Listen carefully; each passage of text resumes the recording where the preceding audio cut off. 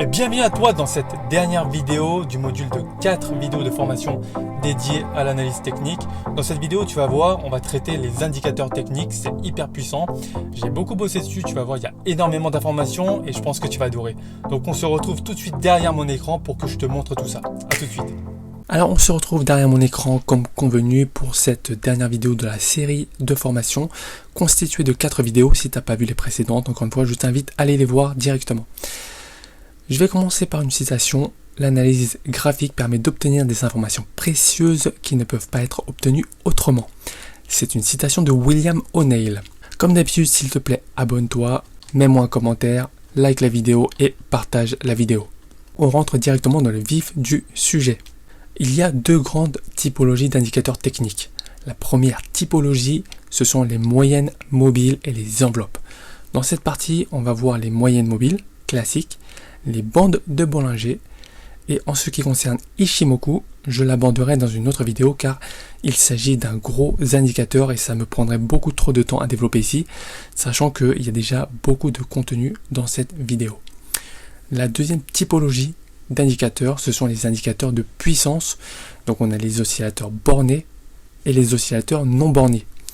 Je vais à chaque fois présenter pour ces deux catégories les indicateurs principaux. Donc ceux qui pour moi sont les plus puissants. Donc on a le RSI, le stochastique, le momentum et le MACD. Donc c'est parti, on commence avec les moyennes mobiles. On a tout d'abord la moyenne mobile simple. Comment elle se calcule? On va prendre l'exemple d'une moyenne mobile sur 3 jours. Et donc ici, pour avoir le 4, tout simplement, on va calculer la moyenne mobile sur les 3 jours précédents.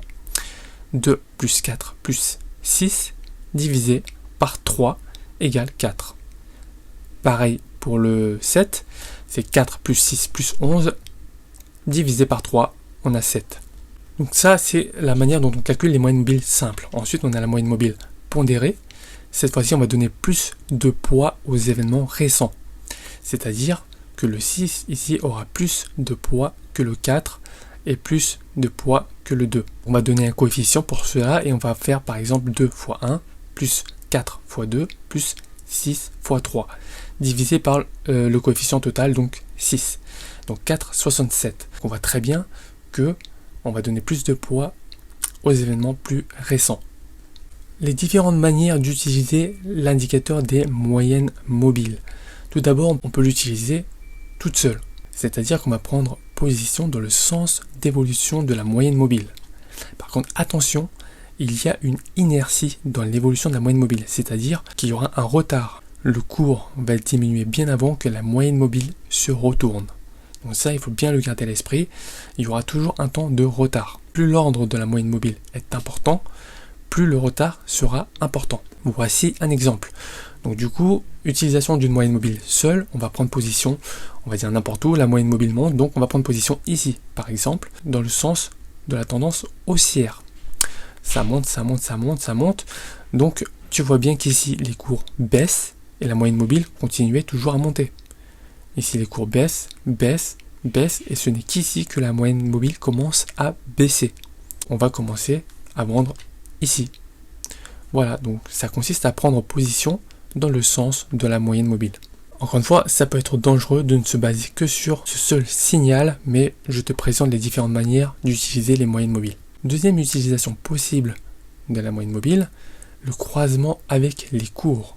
C'est-à-dire que tu vas prendre position lorsque la courbe des prix passe au-dessus de la moyenne mobile à l'achat, ou tu vas vendre lorsque les cours traversent vers le bas. Un exemple tout simple, ici, les cours sont au-dessus de la moyenne mobile, ensuite croisent la moyenne mobile à la baisse et on va vendre ici. Petite précision, bien prendre en compte les cours de clôture. Les moyennes mobiles sont calculées sur les cours de clôture, il ne faut donc pas prendre en compte les mèches. Tu vois bien qu'ici, les mèches avaient traversé, on ne le prend pas en compte. Par contre, sur cette bougie, si tu as bien retenu la lecture des chandeliers japonais, sinon je t'invite à aller revisionner la première vidéo de la série de formation. Ici, la bougie clôture bien en dessous de la moyenne mobile. On va se positionner à la vente. Troisième utilisation possible, comme support et résistance dynamique. C'est-à-dire que tu vas prendre position lors du rebond des cours sur la moyenne mobile et tu vas vendre sous la moyenne mobile. Un exemple ici, ça rebondit, achat, ça rebondit, achat, achat, achat, achat.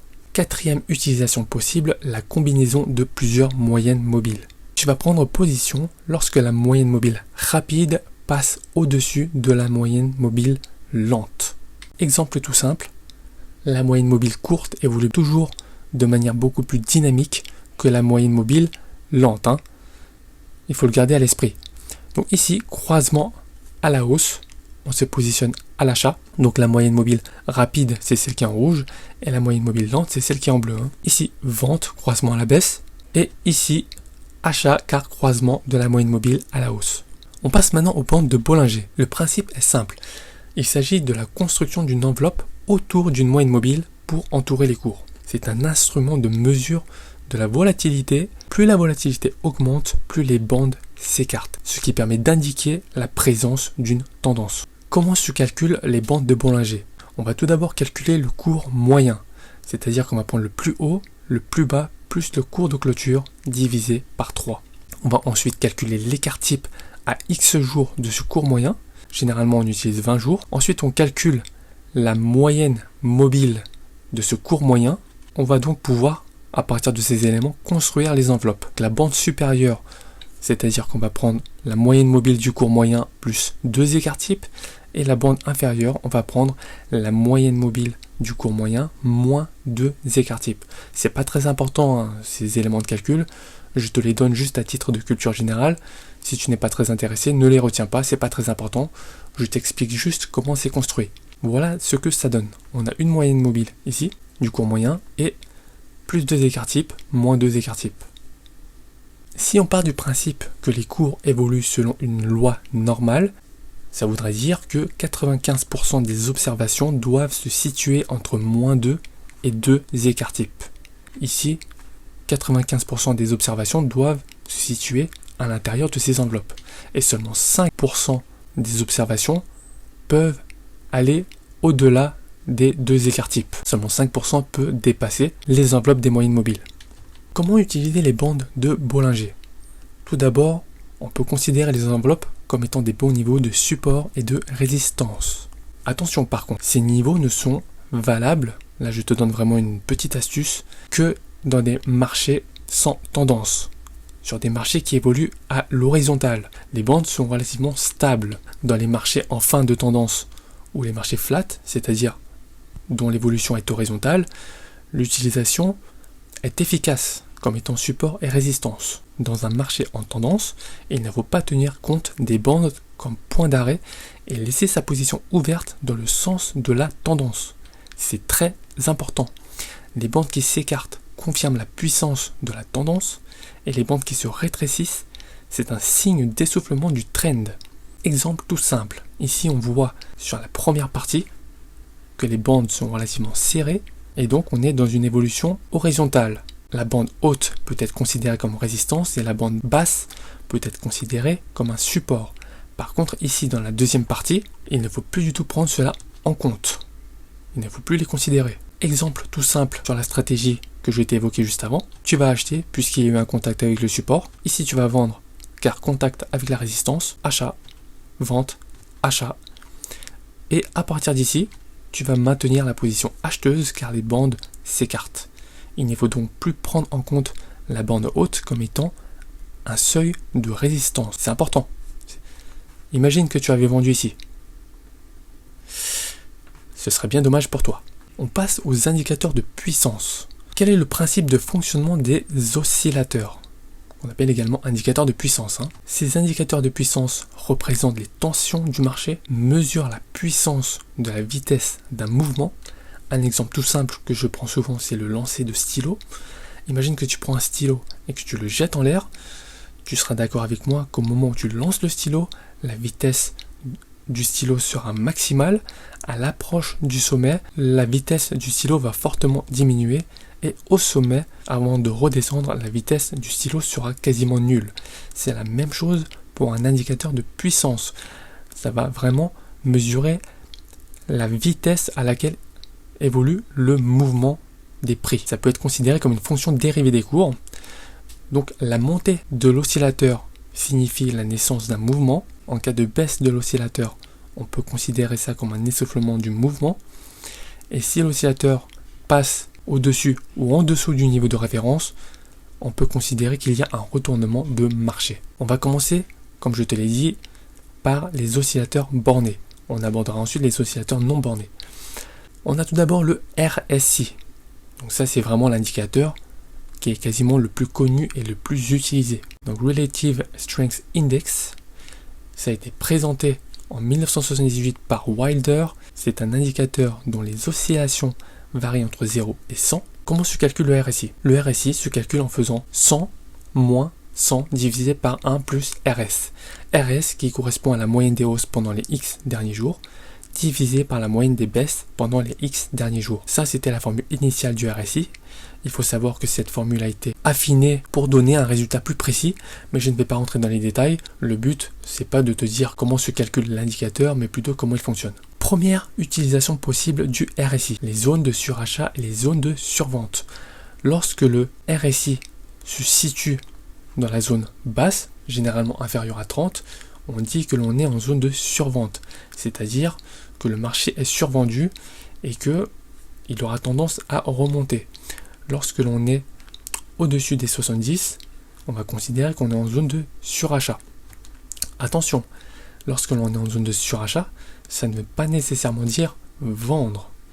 C'est juste un signal pour te dire, voilà, peut-être qu'il serait bien que tu prennes une partie de tes bénéfices. Par exemple, du moins tu vas surveiller plus précautionneusement l'action en question.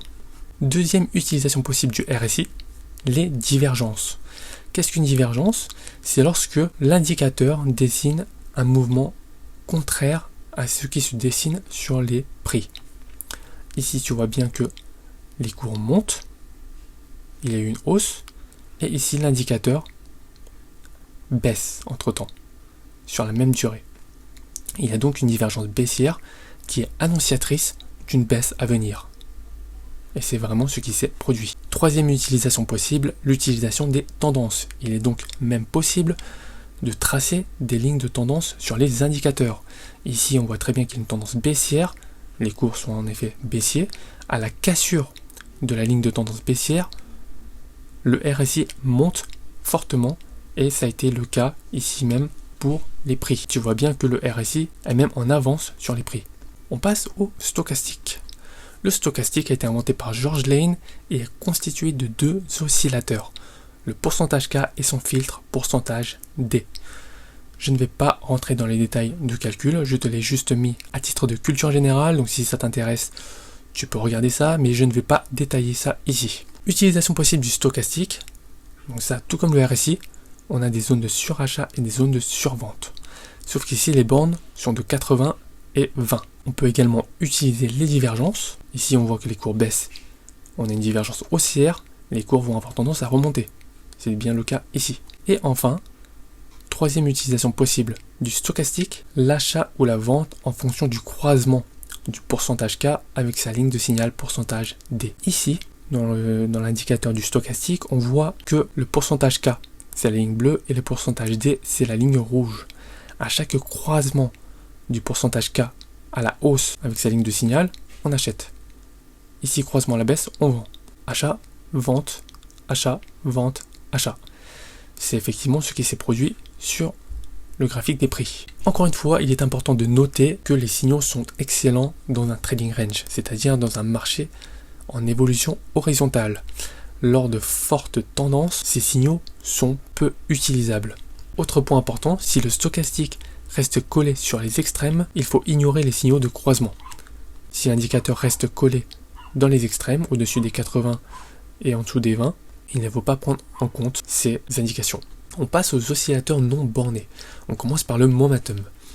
Le momentum représente la vitesse d'évolution des cours. Petite précision, non bornée, c'est-à-dire que il n'y a pas de borne comme on avait vu précédemment pour le RSI, les 30-70 et le stochastique 20-80. Ici, il n'y a pas du tout de borne. Donc ça représente la vitesse d'évolution des cours. Comment se calcule le momentum? On prend le cours au moment T moins le cours X jours auparavant. Le principe est simple, lorsque le marché est en accélération haussière, le momentum est en hausse. Lors d'un marché plat, le momentum évolue autour de 0 et lors d'un marché en essoufflement, le momentum baisse. Donc on le voit très bien, lorsque le momentum commence à monter, c'est force de la puissance du mouvement et le marché monte également. Ici, le momentum commence à stagner, c'est également le cas pour les cours. Alors le fait que le momentum soit un oscillateur non borné, c'est un très mauvais indicateur des tensions d'un marché. Un exemple tout simple, lors du crack de 87, le momentum a explosé à la baisse, mais aucun signal ne pouvait être utilisé. Il ne faut pas utiliser cet indicateur pour identifier les zones de surachat et de survente. Utilisation possible du momentum, le tracé des lignes de tendance. Là, pareil, vous voyez bien, cassure à la baisse, on vend. Cassure à la hausse, on achète. Autre utilisation possible, l'utilisation des divergences. Les cours montent, l'indicateur baisse, on vend, car c'est signe de retournement du marché. On passe au MACD. Le MACD, donc Moving Average Convergence Divergence, c'est un oscillateur de moyenne mobile exponentielle. Cet indicateur peut être présenté également sous forme d'histogramme. C'est même plus efficace car ça te permet d'avoir des signaux d'achat et de vente plus lisibles, des divergences plus facilement repérables et des situations de tension directement visibles. Un exemple tout simple, on a le MACD en courbe classique et le MACD en histogramme. On voit très bien qu'à chaque fois que l'on passe au-dessus, dans le vert, on achète. On passe dans le bleu, on vend. Et ainsi de suite. Utilisation possible de la MACD. Donc la ligne de signal, c'est la ligne bleue. Et la MACD, c'est la ligne rouge. Donc on va acheter à chaque croisement de la ligne de signal avec la MACD. On va vendre effectivement lors du croisement à la baisse. Vente ici, achat ici, vente ici, achat ici. On peut également utiliser les divergences sur le MACD. Donc on voit très clairement, les cours diminuent, le MACD augmente, c'est signe de retournement à la hausse. C'est vraiment ce qui s'est passé ici. Premier exemple, voilà, tu vas pouvoir t'entraîner. Premier exemple sur le Bitcoin. Dis-moi ce que tu vois ici sur le MACD. Donc je vais te donner la réponse tout de suite. Tu vois une divergence haussière. Ici les cours diminuent alors que le MACD augmente. Donc les cours vont tendre à se retourner à la hausse. Et c'est effectivement ce qui s'est passé par la suite. Deuxième exemple, alors c'est encore mieux, ça va être à toi de jouer. Dis-moi maintenant, tu vas essayer de deviner le scénario qui va se produire à l'aide du momentum. Donc ici c'est l'indicateur technique du momentum. Dis-moi en fonction de son évolution ce que tu prédis sur ce qui va se passer. On est sur le S&P 500. Voilà, c'était il y a plusieurs mois. Hein, Donc dis-moi ce qui va se passer. Alors, tu peux mettre pause encore une fois si tu veux prendre le temps de réfléchir. Moi, je vais te donner la solution tout de suite. Voici ce qui s'est passé par la suite. Une forte hausse. Pourquoi ? On a cassé la droite de tendance baissière. Donc je reviens sur le graphique précédent. Tu vois très bien qu'on était ici. On pouvait tracer une ligne de tendance ici. C'est ce qu'on a fait ici. Et on voit très bien sur le graphique précédent que les cours ont cassé à la hausse cette droite de tendance. C'est ce qui s'est passé et les cours sont fortement partis à la hausse. Voilà l'utilisation classique du momentum, qui cette fois-ci a été super efficace. Troisième exemple sur le CAC 40, avec l'utilisation des bandes de Bollinger. On se trouve ici. Dis-moi quel est ton scénario pour la suite. Qu'est-ce qui va se passer ? Je vais te donner la solution tout de suite. Eh bien, voici ce qui s'est passé. Les cours ont augmenté. Alors, pourquoi exactement ? On voit très bien ici que les bandes ont commencé à s'écarter. Les cours sont sortis de la bande une première fois en clôturant hors de la bande. Et sur la journée d'après, on a ouvert au-dessus de la bande et on a clôturé au-dessus de la bande. Ce qui n'a été le cas nulle part auparavant. Donc en plus de l'écartement des bandes, on pouvait penser que les cours allaient continuer à augmenter. C'est ce qui s'est produit. Voilà, c'est un exemple tout simple de ce qu'on pouvait faire avec les indicateurs. C'est hyper puissant. On peut faire pareil avec le stochastique et le RSI. Il y a vraiment beaucoup de choses à voir. J'aurais pu te donner des tas d'exemples. C'est hyper puissant, mais ça durerait beaucoup trop longtemps. Mais comme tu as vu, tu as déjà énormément d'informations dans cette vidéo. Tu as vraiment de quoi faire. Télécharge l'e-book qui est en description. Tu vas avoir une mine d'informations sur la méthode des vagues des yachts. C'est super puissant, donc je t'invite à télécharger directement dans la description. Voilà, merci à toi d'avoir regardé la vidéo jusqu'au bout. Tu vois, comme je te l'avais dit, il y avait énormément d'informations. Il y a des indicateurs techniques hyper puissants. J'espère que voilà, tu as retenu quand même pas mal de choses. Ce que je t'invite à faire, c'est de prendre des graphiques et de t'entraîner. C'est la meilleure chose à faire pour que tu puisses vraiment te les approprier et que ça devienne un automatisme et améliorer donc ton trading. Reste bien connecté et reste bien à l'écoute. Abonne-toi si ce n'est pas déjà fait, mets-moi un commentaire. Je vais publier prochainement d'autres vidéos, toujours pour t'informer et t'apporter toujours plus de valeur et pour que tu puisses investir dans les meilleures conditions en bourse en sachant ce que tu fais. Donc voilà, reste bien connecté et puis moi je te dis à la prochaine vidéo.